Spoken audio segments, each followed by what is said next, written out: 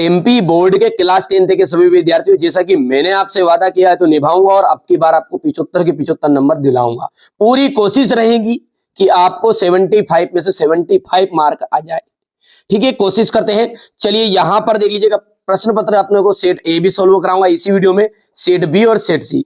बस MP board के कोई से भी जिले से आप हो, ये तीनों प्रश्न पत्र कर लीजिएगा विद सॉल्यूशन। में आपको पीडीएफ भी प्रोवाइड करा दूंगा, मिल जाएगा सब कुछ। चलिए अब शुरू करते हैं।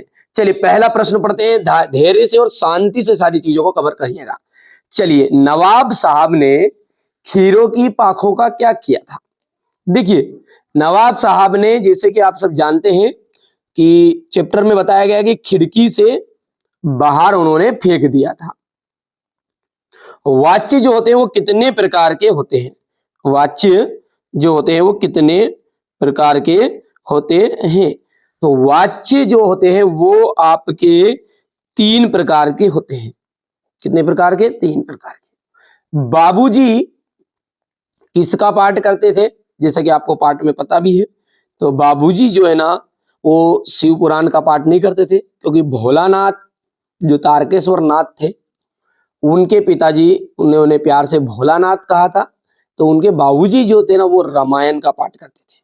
किसका पाठ करते थे? वो रामायण का, है ना।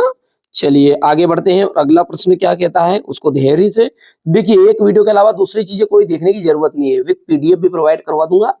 ठीक है, प्रगतिवाद, प्रगतिवाद के कवि है। प्रगतिवाद के कवि कौन है? रामधारी सिंह जो दिनकर है, वो प्रगतिवाद के कवि में गिने जाते हैं। विनय पत्रिका के कवि का नाम बताइए। विनय पत्रिका, देखिए विनय पत्रिका हो गया है, दोहावली हो गई है, कवितावली हो गई है। इनके रचनाकार हमारे तुलसीदास जी हैं। एकदम राइट आंसर रहेगा तुलसीदास। वीर रस का स्थायी भाव, देखिए भय जो है ना, वो भयानक रस का स्थायी भाव है। किसका है? भयानक रस का, क्योंकि एक स्थायी भाव तो आपके वार्षिक में आएगा ही आएगा। रति जो है वो श्रृंगार का स्थायी भाव है।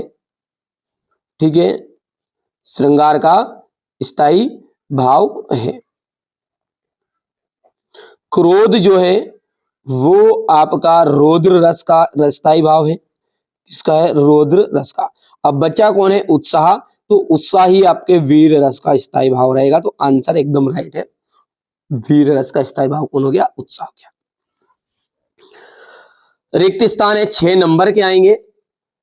कृतवाच्य के अनुसार, देखिए कृतवाच्य में क्रिया जो है किसके अनुसार आपकी अनुसार होती है? तो देखिए बेटा, जो वाच्य होते हैं उसके 3 भेद होते हैं। एक तो कृतवाच्य होता है, दूसरा होता है कर्मवाच्य, सेकेंड वाले का नाम क्या रहता है? कर्मवाच्य, और तीसरा है आपका भाववाच्य। तो ये कभी कभी आपसे ये प्रश्न भी पूछा था कि वाच्य कितने प्रकार का है? वाच्य जो होता है वो कितने प्रकार का होता है? तो 3 तरह का होता है। कृतवाच्य पहला जो कौन सा है आपका? ये पहला वाला ही है, कृतवाच्य ना। तो ये जो है इसका मतलब क्या है? कृतवाच्य जो है इसका मतलब है कि इसमें क्रिया जो है कर्ता के अनुसार बदलती है। किसके अनुसार बदलती है? कर्ता के अनुसार। कर्मवाच्य में जो क्रिया है वो कर्म के अनुसार बदलती है, और भाववाच्य में ना तो क्रिया कर्ता के अनुसार ना ही कर्म के अनुसार, केवल और केवल भाव के अनुसार बदलेगी। तो ध्यान दीजिए आप, तो कृतवाच्य में क्रिया किसके अनुसार बदलेगी या किसके अनुसार होती है? तो हम लिखेंगे यहां पर कर्ता। तीनों में से एक आपका वार्षिक पेपर में भी आएगा। देखिए आप सभी जानते हैं, पहली बार आप चैनल पर होंगे तो आपको नहीं पता है, तो मैं बता दूं कि मैंने अभी से आपको 6 तरह के प्रश्न पत्र देना शुरू कर दिया वार्षिक परीक्षा के लिए, विद सॉल्यूशन विद पीडीएफ। देखिए with solution with PDF, description में नंबर है, कॉल कर लीजिएगा। अर्धवार्षिक की भी पीडीएफ प्रोवाइड करवा दूंगा और वार्षिक की भी। ठीक है, चलिए भोलानाथ का जो असली नाम था, भोलानाथ है उसका असली नाम क्या था? तारकेश्वर नाथ। तारकेश्वरनाथ, तारकेश्वरनाथ। और उन्हें पिताजी प्रेम से, भाव से, ठीक है, लाड़ प्यार से भोलानाथ का नाम दिया था। सूरदास के गुरु कौन है? ध्यान दीजिएगा, है सूरदास के गुरु जो है आपके वल्लभाचार्य है। वल्लभाचार्य।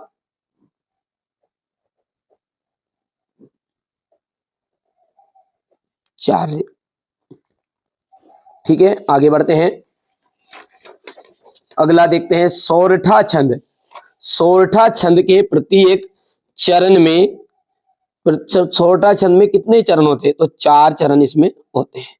सोरठा में कितने चरण होते हैं? पूरे 4 चरण होते हैं, ध्यान रखिएगा, है ना। तो सोरठा छंद जो होता है किसका उल्टा होता है? तो ये दोहा छंद का उल्टा है। दोहा छंद का उल्टा, दोहा छंद जो है हमारा, उसका उल्टा आपका कौन है? सोरठा। ध्यान रखिएगा बात को, है ना। ये मैं जो पढ़ाता हूँ ना, वो वार्षिक के हिसाब से भी ज्यादा इंपॉर्टेंट पढ़ाता हूँ, क्योंकि अर्धवार्षिक तो करेंगे। अर्धवार्षिक में आपको 60 नंबर भी आ जाएंगे तो कोई दिक्कत नहीं है। इसमें 75 के 75 नंबर भी ले आओगे तो अवार्ड नहीं मिलना है, ठीक है। लेकिन हाँ, वार्षिक के लिए आपको फोकस करना है, ठीक है। तो मैं जो बताऊं उसको फॉलो कर लीजिएगा, ओनली, ठीक है। देखिए, सोरठा छंद जो है किसका उल्टा होता है? तो दोहा का उल्टा होता है, ध्यान रखोगे। किसका उल्टा है? दोहा का उल्टा। दोहा छंद जो होता है ना, ठीक है। तो देखिए, दोहा जो छंद होता है ना, उसमें 4 चरण इसमें भी होते हैं, ठीक है, जैसे जानते हैं अपन। तो दोहा छंद के, ध्यान देखें, जो फोकस बता रहा हूं उस पर ध्यान देना, बहुत ही काम की चीज है। दोहा छंद है जो, उसके प्रथम चरण में, प्रथम और तृतीय, प्रथम और तृतीय चरण में 13 मात्राएं होती है। कितनी कितनी मात्राएं होती है? 13 मात्राएं होती है। कितनी कितनी मात्राएं होती है? 13 मात्राएं होती है। और दूसरे और चतुर्थ चरण में, दूसरे और चतुर्थ चरण में 11 मात्राएं होती है, ठीक है। 11 मात्राएं होती है, ध्यान रखिएगा, ये बहुत ही इंपॉर्टेंट चीज है। ये इसको आप स्टार ही बना लेना, है ना। ये चीज अच्छे से रखना कि दोहा छंद जो होते हैं उसमें टोटल मात्राएं बात करें तो दोहा छंद में टोटल 24 मात्राएं होती है। कितनी मात्राएं? 24। प्रथम और तृतीय में 13 और दूसरे और चौथे चरण में 11 और 13 और 11 मिलकर आपका एक दोहा छंद बन जाएगा, यानी 24 मात्राएं होगी, ध्यान रहेगा। और सोरठा छंद में भी 24 मात्राएं होती है, लेकिन ये ठीक इसका उल्टा होता है। इसके पहले और तीसरे चरण में 11 होगी, किसके? सोरठा के। और दूसरे और चौथे चरण में 13। इसका उल्टा कर दो, सीधी बात। आपको दोहा का याद रखना है, समझ में आ गया इतना। श्रृंगार रस का स्थायी भाव, श्रृंगार रस का स्थायी भाव होता है रति। ध्यान रखिएगा, आप रस के पूरे स्थायी भाव याद कर लीजिएगा वार्षिक के लिए, बस 1 नंबर पक्का है उससे। नेताजी की जो मूर्ति है, नेताजी की जो मूर्ति वो किसकी बनाई गई थी? संगमरमर की बनाई गई थी, संगमरमर की बनाई गई थी। किसकी बनाई गई थी नेताजी की मूर्ति? ठीक है, तो संगमरमर की बनी हुई थी, ठीक है, ध्यान रखोगे। और नेताजी की जो मूर्ति है उस पर जो चश्मा है वो संगमरमर का नहीं था, ध्यान रखिएगा, है ना। कस्बे से कौन गुजरता? हर 15 दिन में कौन गुजरता था? तो हलदार साहब गुजरते थे, ठीक है। और नेताजी की मूर्ति पर चश्मा कौन लगाता था?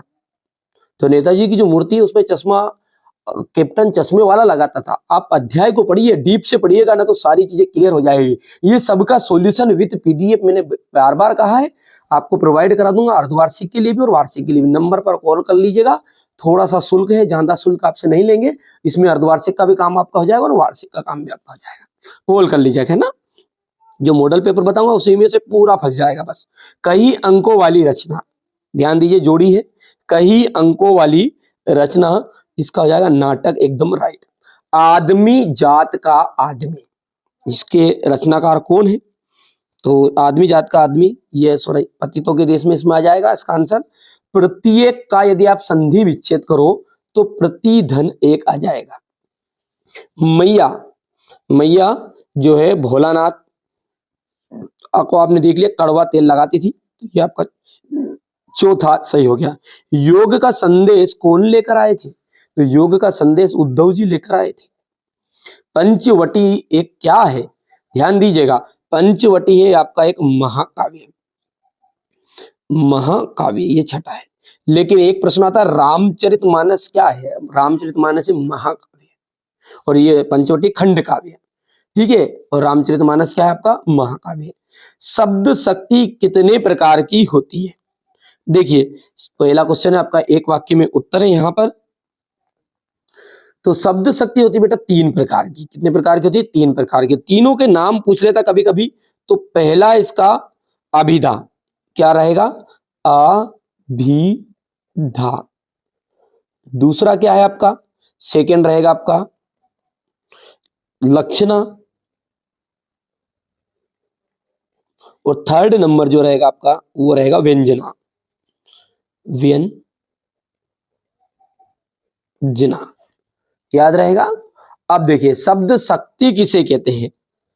शब्द शक्ति किसे कहते हैं? तो देखिए शब्द शक्ति किसे कहते हैं? शब्द और अर्थ के संबंध को ही क्या कहते हैं? शब्द शक्ति कहा जाता है। यहां पर लिख देते हैं इसका भी अर्थ, शब्द और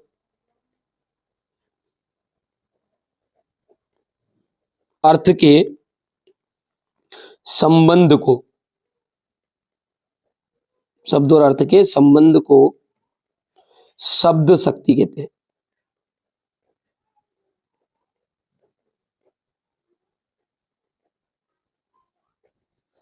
ठीक है, शब्द और अर्थ के संबंध को क्या कहते हैं? शब्द शक्ति कहते हैं।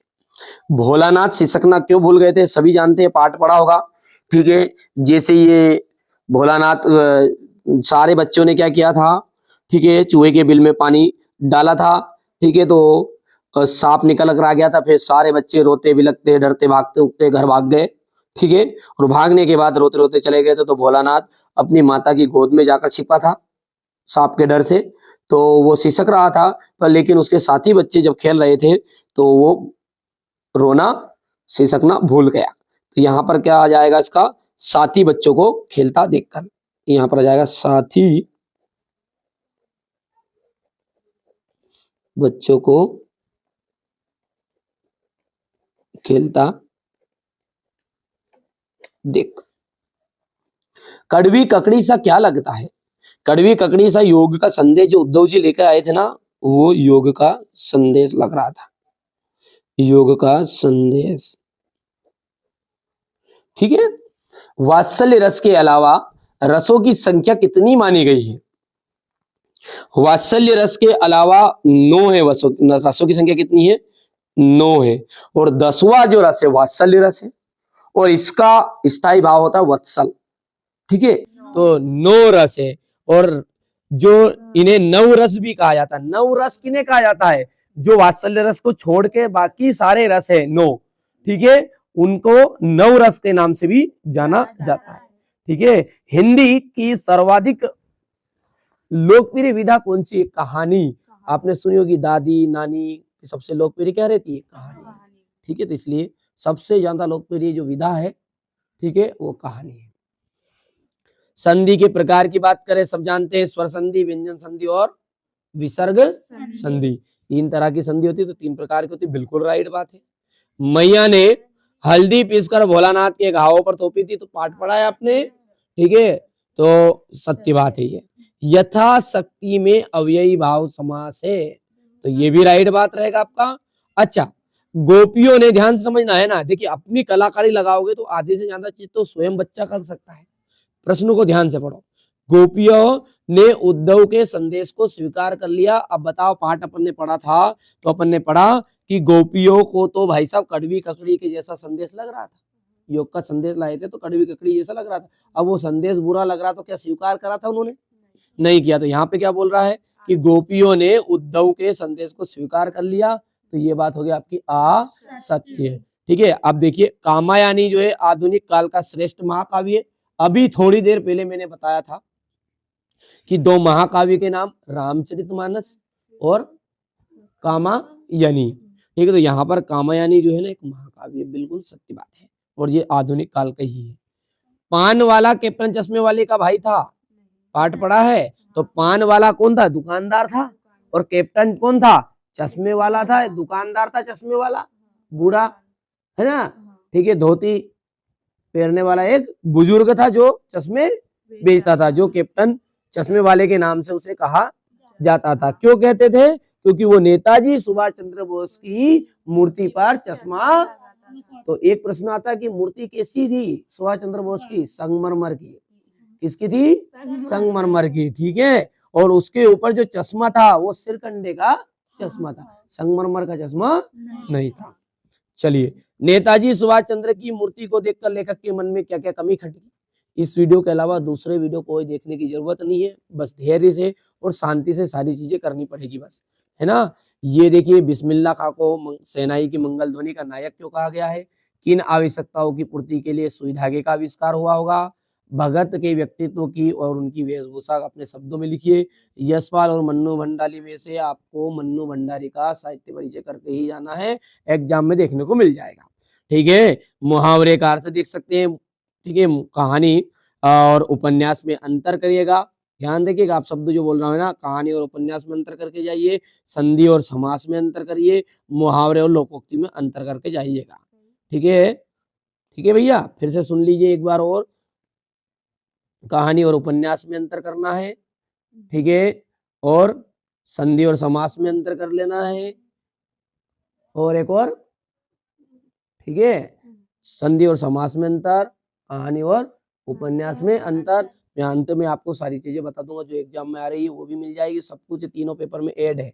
आपको निश्चिंत रहना, एमपी बोर्ड के कोई से भी जिले से बोले, चाहे ये बच्चे जो पढ़ रहे हैं वो, या जो ऑनलाइन इस वीडियो को देख रहे हैं, सभी के लिए मैं कहना चाह रहा हूँ कि जो तीन पेपर है बस इसको कर लो, उसी में आपका बल्ले बल्ले हो जाएगी, कुछ अलग से चीजें पढ़ने की जरूरत नहीं है।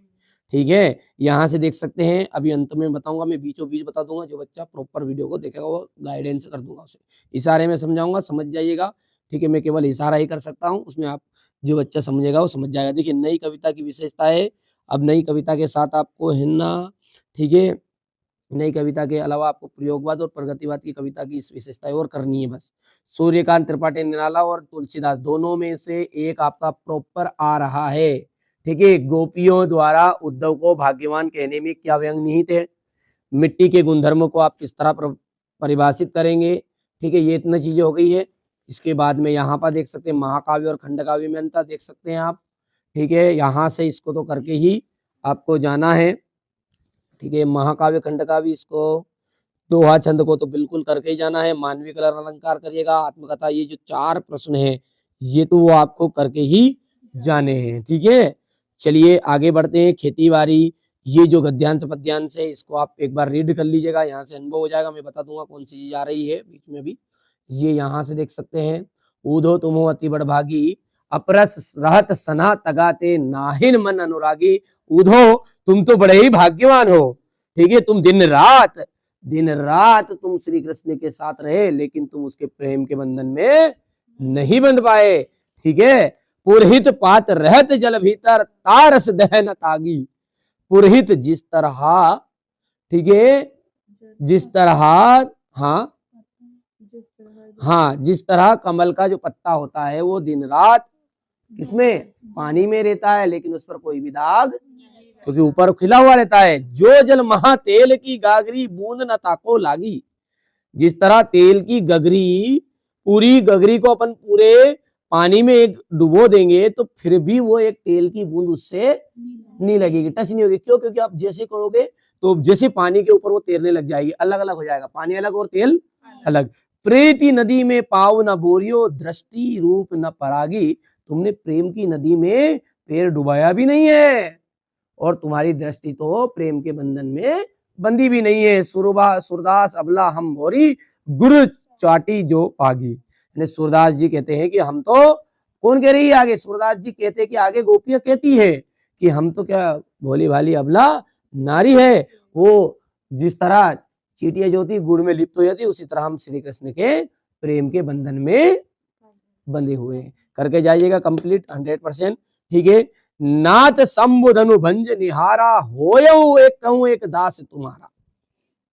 हे भगवान, जिसने भी ये शिव धनुष तोड़ा है, कहाँ की बात चल रही है, राम लक्ष्मण परशुराम संवाद आपके पाठ दिया गया है, इसके रचिता कौन है, राम लक्ष्मण परशुराम संवाद के रचिता कौन है, तुलसीदास जी है। ठीक है, तो ये राम लक्ष्मण परशुराम संवाद से ये पाठ लिया गया है और इसके रचिता हमारे तुलसीदास जी है। तो व्याख्या जब करोगे तो क्या बोलोगे, ध्यान से करना है, करके जाइएगा, है ना। तो नाथ संबुधनु भंज निहारा, होयऊ क्यों एक दास तुम्हारा। हे भगवान, जिसने भी शिव का धनुष तोड़ा है वो कोई आपका एक दास ही होगा। आयसु कहा किन्हीं किन मोही, आयसु ने आज्ञा दीजिए उसके लिए क्या आदेश है? सुनी रिसाई बोले मुनि कोई, ऐसी बातें सुनकर मुनि और क्रोध से बोले। यहां पर राम भगवान ने क्या कहा, जब क्रोध ज्यादा कर रहे थे ना परशुराम जी, तो भगवान राम ने कहा कि भगवान जो है परशुराम जी, हे मेरे भगवान, जिसने भी भगवान शंकर का शिव धनुष तोड़ा है वो कोई आपका एक दास ही होगा या है, ठीक है, आज्ञा दीजिए, उसके लिए क्या आदेश है? ऐसी बातें सुनकर मुनि और क्रोध से बोले, सेवक सो जो करे सेवकाई, सेवक सो जो करे सेवकाई, सेवक तो वो होता है जो सेवा करता है, अरि करनी करी करही लड़ाई, इसने तो क्या की है, मुझसे युद्ध करने का काम किया है। सुनहु राम जय शिव धनु तोरा, सहस भाव सम रिपु मोरा। सुनो राम, जिसने भी ये शिव धनुष तोड़ा है वो सहस्त्र भाव की तरह मेरा दुश्मन है, ठीक है। तो सुनहु राम जय शिव धनु तोड़ा, सहस्त्र भाव सम रिपु मोरा, जिसने भी शिव का ये धनुष तोड़ा है, सुनो राम, वो मेरा क्या है, सहस्त्र भाव की तरह दुश्मन है। सो बिलगाई बिहाई समाजा, नाता मारे जय सब राजा। सुनो, जितने भी समाज के राजा महाराजा यहाँ बैठे हुए हैं वो उसको बता दो जिसने भी शिव का धनुष तोड़ा है, नहीं तो जितने भी राजागण हैं उनको सभी को मैं मार डालूंगा। कौन कह रहे हैं ये बात? परशुराम जी कह रहे हैं। सुनी मुनि वचन लखन मुस्काने, सुनी मुनि वचन, किसके वचन सुनकर? मुनि के वचन सुनकर लखन जी क्या करे हैं, मुस्कुरा रहे हैं, ठीक है। और बोले परशु धरई अवमाने, और उनके परशुराम जी को अपमान करते हुए बोलते हैं। बहु धनु ही तोरी लरिकाई, कबहू नर सिरीस की नहीं गोसाई, यानी कि बालपन में तो हमने ऐसे कई धनुतड़ी तोड़ दी, कई धनुष तोड़ दिए बालपन में, तो तब तो पहले आपने कभी भी क्रोध नहीं किया, ठीक है। यही धनु पर ममता कही के तू हेतु, इस धनुष पर ऐसी कौन सी ममता है जो आप इतना गुस्सा हो रहे हो, इतना क्रोध हो रहे हो। सुनी रिसाई कहा भृगुल कुल केतु, ऐसी बातें सुनकर परशुराम जी, अब जब कोई व्यक्ति ऐसे बात करे तो उन्होंने कहा, अब वो क्रोध में तो थे ही सही, और ऊपर से कह रहे हैं लक्ष्मण जी गुस्सा दिलाने के लिए कि भाई साहब और हंस दिए। अब कोई व्यक्ति क्रोध में रहे और अपन हंस दो वहां, फिर देखो बिल्कुल है ना, फिर युद्ध ही छिड़ जाए। तो ऐसा कैसा इसमें भी हो रहा है, ठीक है। वो कह रहे कि ऐसे धनुष तो हमने बालपन में खूब तोड़ दिए, ठीक है। तो इस तरह आप समझ गए कि जो बालपन में हमने बहुत सारे ऐसे तो धनुतड़ी तोड़ दी, जब तो कभी क्रोध नहीं हुए। इस पर ऐसी कौन सी ममता थी, ऐसा कैंसर लगा हुआ गया इस धनुष पे कि तुम इतने क्रोधित हो रहे हो। और ऐसी बातें सुनकर और परशुराम जी क्रोध से बोले, रे नृप बाल काल बस बोलत तो ही संभार, धनु ही सम त्रिपुरारी धनु विदित सकल संसार। हे बालक, तू क्या काल के बस में होकर बोल रहा है? तेरी जवान पर नियंत्रण नहीं रहा, ठीक है। तू नहीं जानता, ये सारा जगत जानता है कि ये धनुष कोई साधारण धनुष नहीं था। किसका धनुष था? भगवान शंकर का धनुष था, ठीक है। इस तरीके से ये प्रचार का अवकाश आपको करना है, ठीक है। यहाँ से देख लीजिए, दोनों में से आपका एक आ रहा है, कर लीजिएगा कंप्लीट। और यहाँ से आपको जल ही जीवन है, ये आपको निबंध करके चला जाना है, ठीक है। इसके बाद में आगे बढ़ते हैं। तो यहाँ पर ये देख सकते हैं आप, इस तरीके से आपका ये संघर्ष में रहेगा। समय कम है, जो बच्चा ऑनलाइन जुड़ना चाहता है, बिल्कुल पीडीएफ भी प्राप्त करना चाहता है, यदि वार्षिक परीक्षा के लिए जुड़ना चाहे तो अभी मौका है, ऑफर चल रहा है। अर्धवार्षिक की भी सारी